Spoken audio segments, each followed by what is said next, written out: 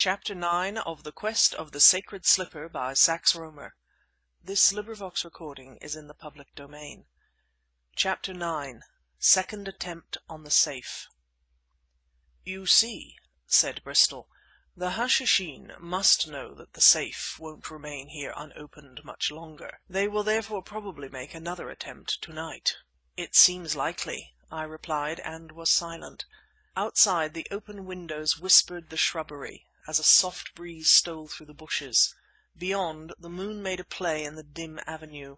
From the old chapel hard by the sweet-toned bell proclaimed midnight. Our vigil was begun. In this room it was that Professor Deeping had met death at the hands of the murderous Easterners. Here it was that Marden and West had mysteriously been struck down the night before. To-night was every whit as hot, and Bristol and I had the windows widely opened. My companion was seated where the detective Marden had sat, in a chair near the westerly window, and I lay back in the armchair that had been occupied by West. I may repeat here that the house of the late Professor Deeping was more properly a cottage, surrounded by a fairly large piece of ground, for the most part run wild. The room used as a study was on the ground floor, and had windows on the west and on the south. Those on the west, French windows, opened upon a loggia. Those on the south opened right into the dense tangle of neglected shrubbery. The place possessed an oppressive atmosphere of loneliness, for which in some measure its history may have been responsible. The silence, seemingly intensified by each whisper that sped through the elms and crept about the shrubbery, grew to such a stillness that I told myself I had experienced nothing like it since crossing with a caravan I had slept in the desert. Yet noisy, whirling London was within gunshot of us, and this, though hard enough to believe, was a reflection oddly comforting. Only one train of thought was possible, and this I pursued at random. By what means were Marden and West struck down? In thus exposing ourselves, in order that we might trap the author or authors of the outrage, did we act wisely? "Bristol," I said suddenly, "it was someone who came through the open window." "No one," he replied, "came through the windows. West saw absolutely nothing. But if anyone comes that way tonight, we have him." "West may have seen nothing, but how else could anyone enter?" Bristol offered no reply, and I plunged again into a maze of speculation. Powerful man traps were set in such a way that anyone or anything, ignorant of their positions, coming up to the windows must unavoidably be snared. These had been placed in position with much secrecy after dusk, and the man on duty at the gate stood with his back to the wall. No one could approach him except from the front. My thoughts took a new turn. Was the girl with the violet eyes an ally of the Hashishin? Thus far, although she so palpably had tricked me, I had found myself unable to speak of her to Bristol, for the idea had entered my mind that she might have learned of the plan to murder Deeping without directly being implicated. Now came another explanation. The publicity given to that sensational case might have interested some third party in the fate of the stolen slipper. Could it be that others, in no way connected with the dreadful Hassan of Aleppo, were in quest of the slipper? Scotland Yard had taken care to ensure that the general public be kept in ignorance of the existence of such an organization as the Hashishin, but I must assume that this hypothetical third party were well aware that they had Hassan, as well as the authorities, to count with. Granting the existence of such a party, my beautiful acquaintance might be classified as one of its members. I spoke again. "Bristol," I said, "has it occurred to you that there may be others as well as Hassan of Aleppo seeking to gain possession of the sacred slipper?" "It has not," he replied. "In the strictest sense of the expression, they would be out for trouble. What gave you the idea?" "I hardly know," I returned evasively, for even now I was loath to betray the mysterious girl with the wonderful eyes. The chapel bell sounding the half hour, Bristol rose with a sigh that might have been one of relief, and went out to take the report of the man on duty at the gate. As his footsteps died away along the elm avenue, it came to me how, in the darkness about, menace lurked, and I felt myself succumbing to the greatest dread experienced by man—the dread of the unknown. All I knew of the weird group of fanatics, survivals of a dim and evil past, who must now be watching this cottage as blood-lustful devotees watch a shrine violated, burst upon my mind. I peopled the still blackness with lurking assassins, armed with the murderous knowledge of bygone centuries, armed with invisible weapons which struck down from afar, supernaturally. I glanced toward the corner of the room where the safe stood, reliquary of a worthless thing for which so much blood had been spilled. Then sounded footsteps along the avenue, and my fear whispered that they were not those of Bristol, but of one who had murdered him, the one who came guilefully to murder me. I snatched the revolver from my pocket and crossed the darkened room. Just to the right of one of the French windows I stood looking out across the loggia to the end of the avenue. The night was a bright one, and the room was flooded with a reflective mystic light, but outside the moon paved the avenue with pearl, and through the trees I saw a figure approaching. Was it Bristol? It had his build, it had his gait, but my fears remained. Then the figure crossed the patch of shrubbery and stepped on to the loggia. "Mr. Cavanagh!" I laughed dryly at my own cowardice, but my heart was still beating abnormally. "Here I am, Bristol, in a ghastly funk. I don't wonder. They may be on us any time now. All's well at the gate, but Morris says he heard, or thought he heard something at the side of the chapel opposite a while ago." "Wind in the bushes?" "It may have been, but he says there was no breeze at the time." We resumed our seats. "Bristol," I said, "now that the danger grows imminent, doesn't it seem to you foolhardy for us thus to expose ourselves?"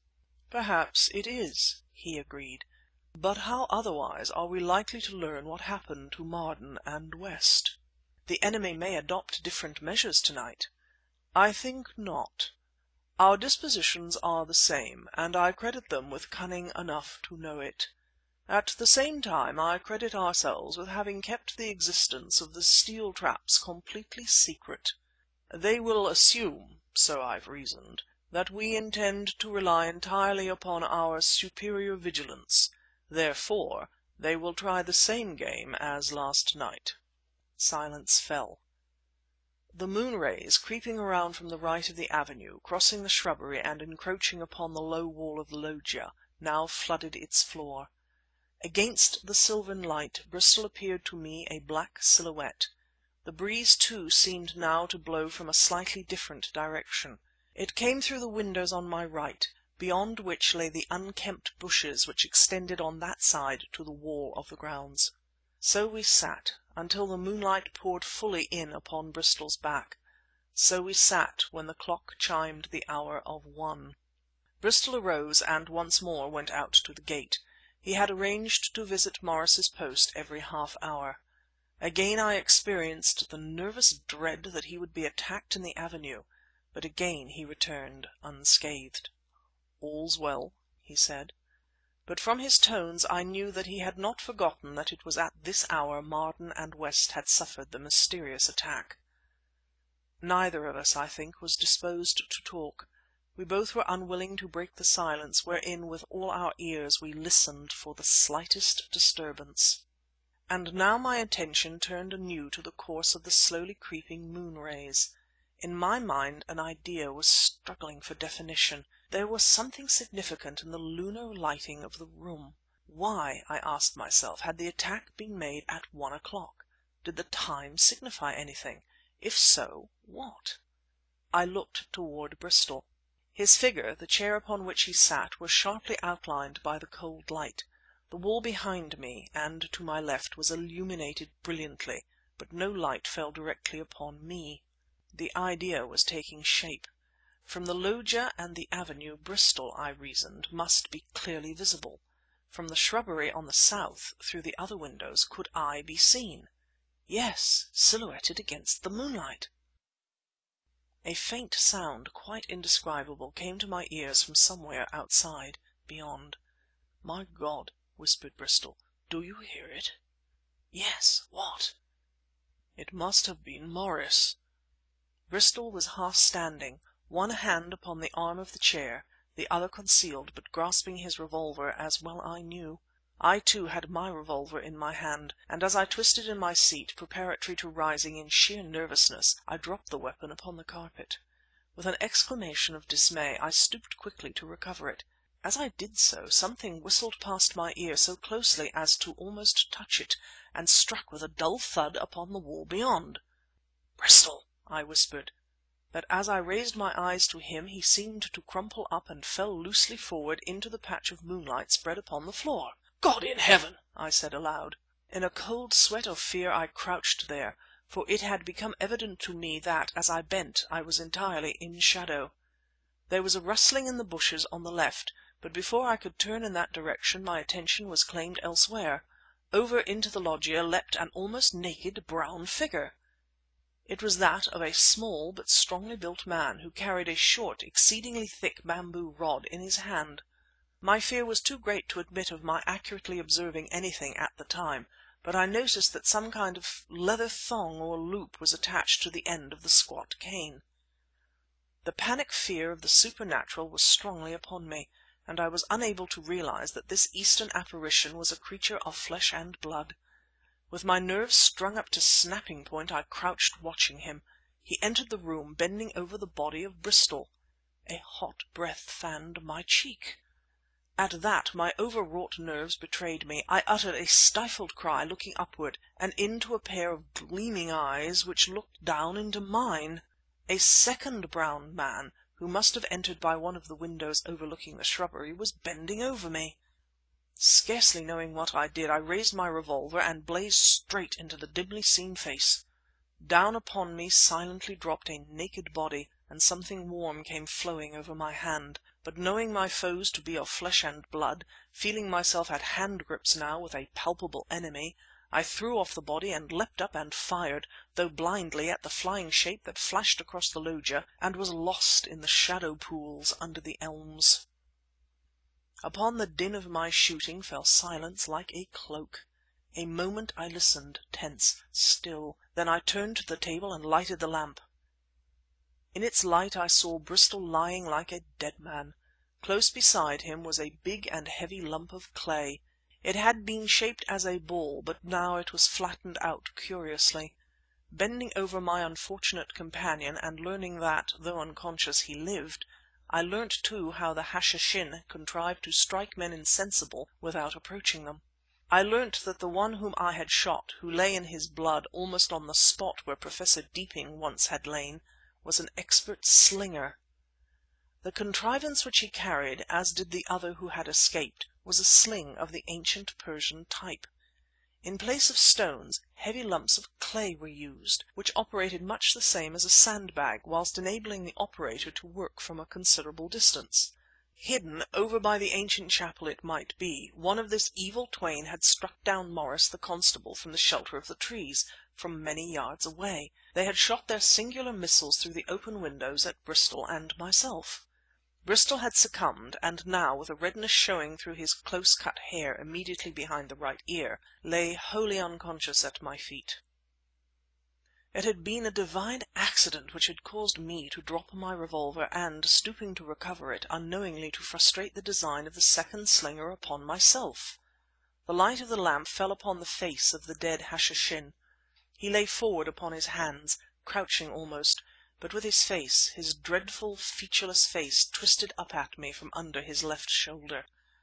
God knows he deserved his end, but that mutilated face is often grinning bloodily in my dreams.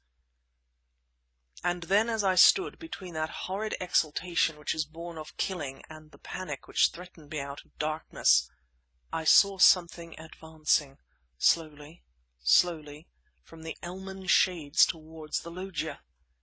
It was a shape, it was a shadow.